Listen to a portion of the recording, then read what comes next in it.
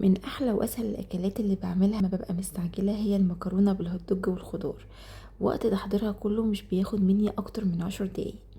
بس قبل ما نبدا الفيديو، لو اول مره بتشوفيني انا سمر رضوان، ما تنسيش تعملي اشتراك للقناه ولايك وشير لو عجبك الفيديو. يلا نسمي الله ونصلي على الرسول ويلا بينا بسرعه على الطريقه.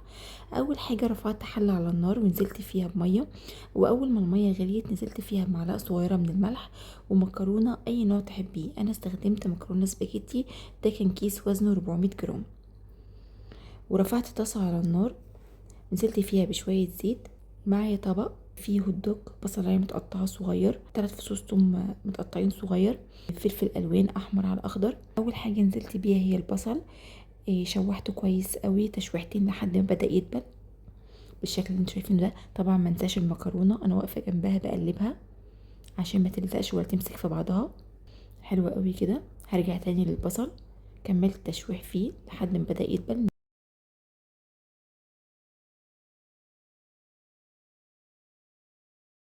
وبعد كده نزلت عليه بالثوم.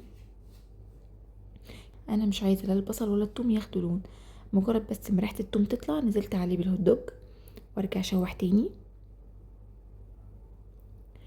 حلو قوي كده. وبعد كده نزلت بالفلفل الالوان، هكمل تشويح برضو ما انساش المكرونه.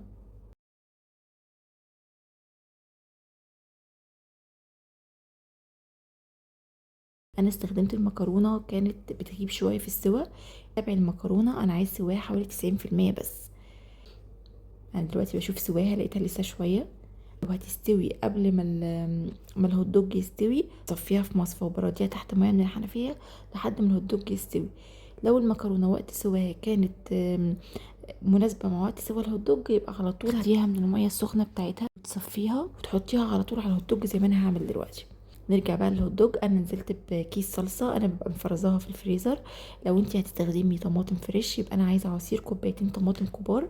ولو الطماطم اللي عندك كانت مش حمرا كفايه دعميها بمعلقه كبيره من الصلصه.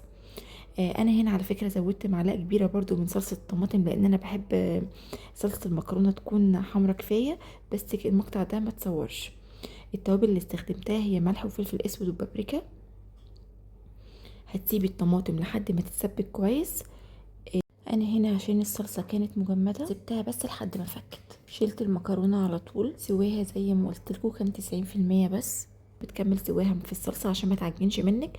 شلت صفتها كويس من الميه المغليه ونزلت بيها على الصلصه بالهوت دوج وقلبتها وبقت بالجمال ده. مش قادره اقول لكم طعمها عامل ازاي. ومن الاكلات الموفره جدا في الوقت وموفره جدا برضو في المواعين. كل اللي استخدمته هي طاسه وحله وخلاص على كده. وبقت معايا رهيبة يا جماعة. وبكده نكون وصلنا لنهاية الفيديو بتاعنا النهاردة. اتمنى وصفتنا تكون عجبتكم تشاركوها مع كل اللي بتحبوهم، واشوفكم ان شاء الله في فيديوهات تانية كتير بافكار كتير جديدة ان شاء الله تنال اعجابكم. واخيرا ما تنسوش اللايك والشير.